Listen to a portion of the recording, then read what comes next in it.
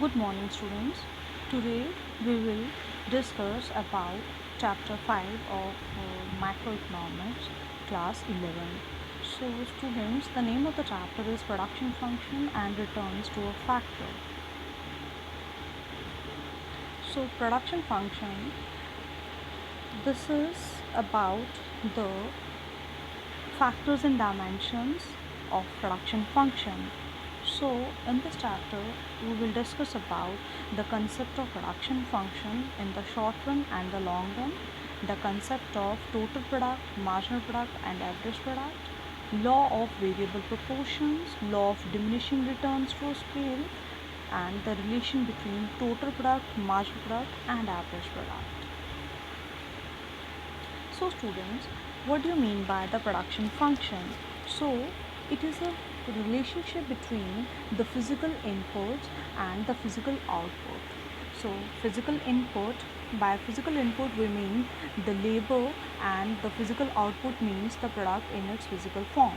So production function studies the functional relationship between physical input and output of a commodity. Usually it is expressed in the terms of the following equation, that is Qx equals to the function of f of L and K, where L is the labor and K is the capital.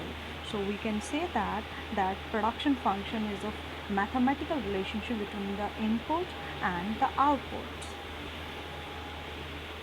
Next, we are talking about the input and the output. So the input includes land, labor, capital, entrepreneurship, and the output includes the goods in the finished form like car, houses, food, computers. Now, key terms includes the fixed factor and the variable factor. So fixed factors are of two types, fixed and variable factors. Fixed factors are those the application of which does not change with the change in the output. In fact, fixed factors are installed before output actually starts. For example, we establish building before starting the production. We install the machinery before the production starts. So variable factors are those factors the application of which varies with the change in output. For example, labor is the very common example of a variable factor. Also includes the raw material which can be changed as per the requirement of the order. So next is the short run production function. So production function is a two type, short run and long run. So short run production function, short run is a period of time when production can be increased only by increasing the application of the variable factors. So fixed factor by definition remains constant, for example our capital. So to elaborate further, once a plant is installed, it cannot be changed during the short period. So short period is too short to change it. Thus production capacity remains constant during the short period.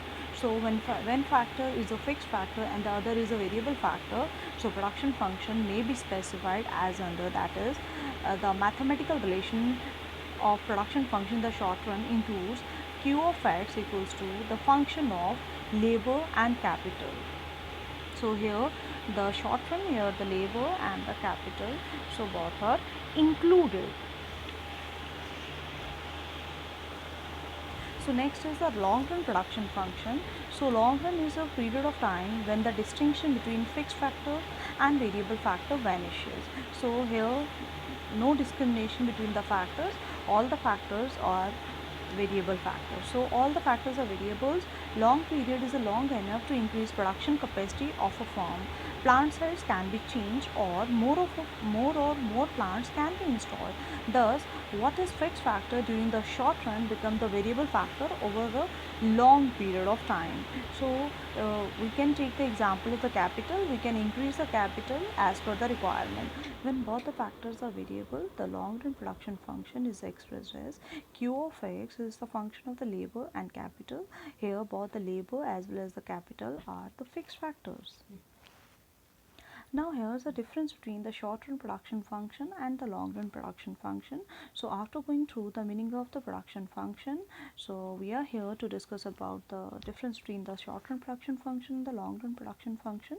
So first, short run, it is a production function in which the factor ratio tends to change with the change in the volume output, and in the long run it is a production function in which factor ratio does not change with change in the volume of the output. So in short run, output is increased by increasing the application of only variable factors, and in the long run output can be increased by increasing the application of all the factors. So there is no distinction between the fixed factor and the variable factor. So scale of output remains constant in case of a short run period, and scale of output tends to change with the change in the level of output in case of long run production function. So short run production function is studied with reference to a returns to a factor, and long run production function is studied with reference to returns to a scale. So thank you students. As far as our syllabus is concerned, we are only confined with the short run production function. Here we can study about the law of variable proportion, this the next topics which will studied in the main content we will discuss as later on. So thank you so much.